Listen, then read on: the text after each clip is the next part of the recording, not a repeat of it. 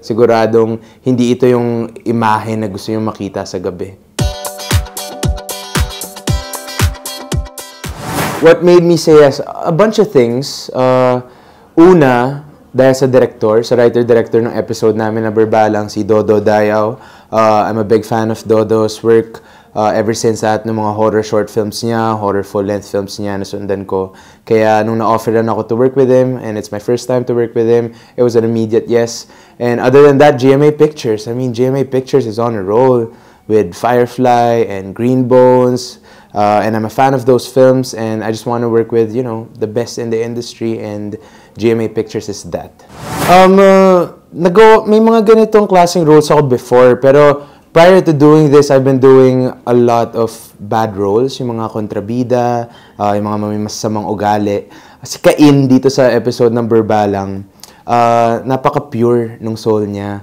Kahit ano pa yung madidiscover niyo sa kanya, eventually, in his heart, he's very, very pure.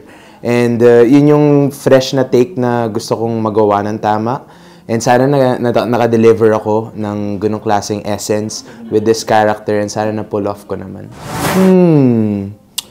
Definitely yung prosthetics, yung visual effects of it all. Kasi horror movies, you're trying to suspend someone's disbelief, di ba? Sa ibang maaaring based on a true story to, pero hindi lahat ng tao sa mundo ay nakaranas na nito. So, paano mo i-imagine yung mga visual effects? Like, paano ba ang isang berbalang, di ba? I'm sure wala pa masyadong nakakarinig sa aswang na berbalang. Ano ba itsura ng berbalang? So, big props to our production design team, to our directors, to all our creatives who did the research talaga when it comes to, you know, telling the story the right way, the way it deserves. And yun yung pinakamahirap na aspect niya for sure. Kasi pag upo mo sa makeup chair, pag upo mo sa prosthetic chair, it will take hours para ma-complete yung transformation mo.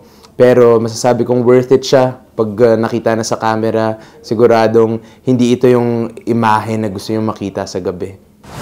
Hi guys! Ako po si Elijah Canlas at iniimbitahan ko kayo lahat na manood ng KMJS Gabi ng Lagim, the movie. Yes, you heard that right. The movie version of Gabi ng Lagim in cinemas nationwide on November 26.